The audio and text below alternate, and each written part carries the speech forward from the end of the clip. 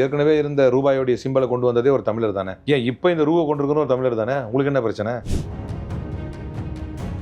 திருக்குறளை பேசுகிறோம், காசி தமிழ் சங்கம் நடத்துகிறோம், இதெல்லாம் சொல்லிட்டு தமிழ்நாடு என்கின்ற பெயரை கூட பட்ஜெட்டில் உச்சரிக்காத ஒரு சூழ்நிலையை பார்க்கிறோம்.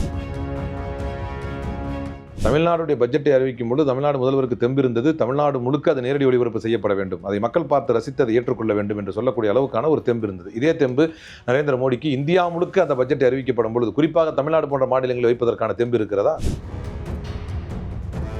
எனக்கு வேண்டப்பட்ட பண முதலாளிகளுக்கு வேவ் ஆஃப் ரைட் ஆஃப் பண்ணுறதுக்காக நான் கடன்படல. மத சடங்குகளை நடத்துவதற்காக நான் கடன்படல. மத சடங்குகளை நடத்துவதற்காக பணத்தை வச்சு குவிக்கல. மாநிலங்களுக்கு மத்தியிலே ஓரவஞ்சனை காட்டுவதற்காக நான் கடன்படல. தமிழ்நாடு ஒரு கால் கடன்பட்டாலும் கல்விக்காக கடன்படுகிறது. இப்படி கல்விக்காக கடன்பட்ட பல தேசங்கள் முன்னேறி இருக்கிற வரலாறு நம்ம பார்க்கிறோம்.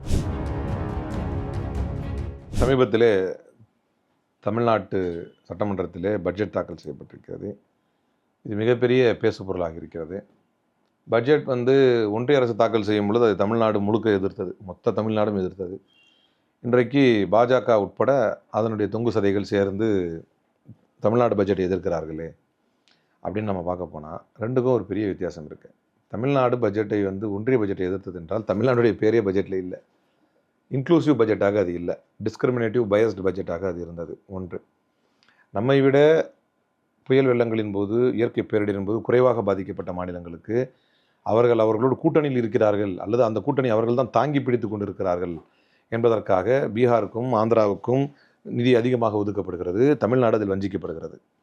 இப்போது வரைக்கும் நமக்கு நியாயமாக சேர வேண்டிய 2500 கோடி நம்முடைய கல்விக்கான நிதியும் புறக்கணிக்கப்பட்டு வருவதை நம்மால் பார்க்க முடிகிறது. எனவே நிதி பட்ஜெட் ஒதுக்கீடு என்று வந்தால் தனக்கு கட்டுப்படாத அவுட் ஆஃப் கண்ட்ரோல்லே எப்போவுமே இருக்கிறானுங்களே அப்படிங்கிறதுக்காக வஞ்சிக்கப்படக்கூடிய ஒரு மாநிலமாக தமிழ்நாடு இருப்பதனால் அந்த பட்ஜெட் எதிர்க்கப்படுகிறது. திருக்குறளை பேசுகிறோம், காசி தமிழ் சங்கம் நடத்துகிறோம், இதெல்லாம் சொல்லிட்டு தமிழ்நாடு என்கின்ற பெயரை கூட பட்ஜெட்டில் உச்சரிக்காத ஒரு சூழ்நிலையை பார்க்கிறோம்.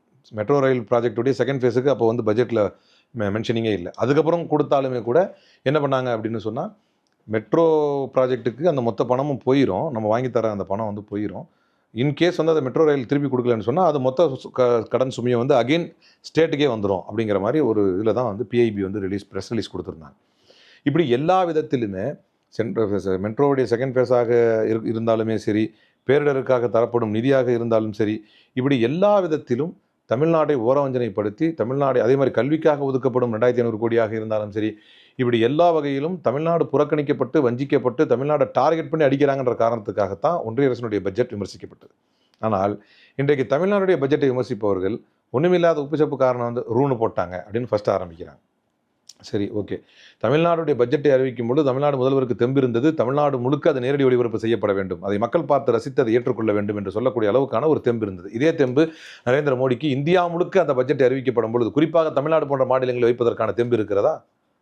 நீங்களே அம்பலப்பட்டு போயிடுவீங்க, என்னடா பட்ஜெட் இது, நம்ம பேரே இல்லைன்னு தமிழ்நாடுக்காரன் கேட்பான். ஆனால் தமிழ்நாட்டு முதல்வர் அதை வைக்கிறார். ரூன்னு போட்டாங்க. சரி, அது டைவர்ஷனல் டாக்டிக்ஸு.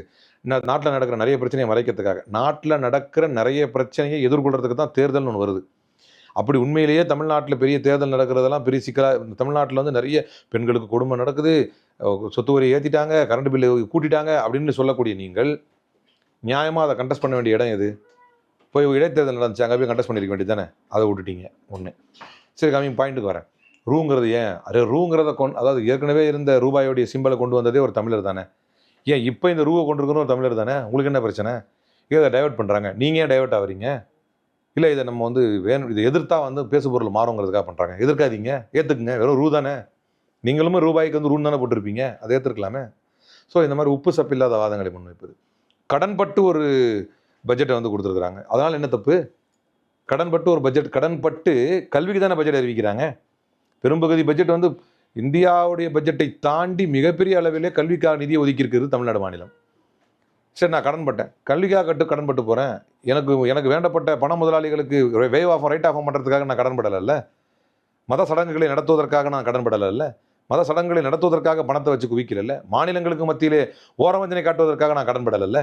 அப்போ தமிழ்நாடு ஒரு கால் கடன்பட்டாலும் கல்விக்காக கடன்படுகிறது. இப்படி கல்விக்காக கடன்பட்ட பல தேசங்கள் முன்னேறி இருக்கிற வரலாறு நம்ம பார்க்குறோம். அப்போ கல்வியை மையப்படுத்தி ஒட்டுமொத்த இந்தியாவும் எதிர்நோக்கி இருந்த, ஏன்னா இன்னைக்கு டீலிமிட்டேஷன் ஆனாலும் சரி, என்ன நீட் போன்ற விவகாரங்கள் ஆனாலும் சரி, ஒட்டுமொத்த இந்தியாவையுமே ஒருங்கிணைக்கக்கூடிய ஒரு உன்னத பணியை செய்து கொண்டிருக்கக்கூடியவர் நம்முடைய தமிழக முதல்வர். அந்த வகையில் பாஜகவை எதிர்ப்பதிலேயே மிக மிக துல்லியமாகவும் தெளிவாகவும் சித்தாந்த ரீதியாகவும் எப்போவுமே இங்கே பாஜக இந்த டைவர்ஷனல் டாக்டிக்ஸு, இந்த பட்ஜெட் வந்து ஒரு டைவர்ஷனல் டாக்டிக்ஸ் அப்படின்னு சொல்கிறதுக்கான காரணமே என்ன அப்படின்னா, 11 ஆண்டுகளாக throughout the history of this 11 years only BJP has got that ability to set the goal post.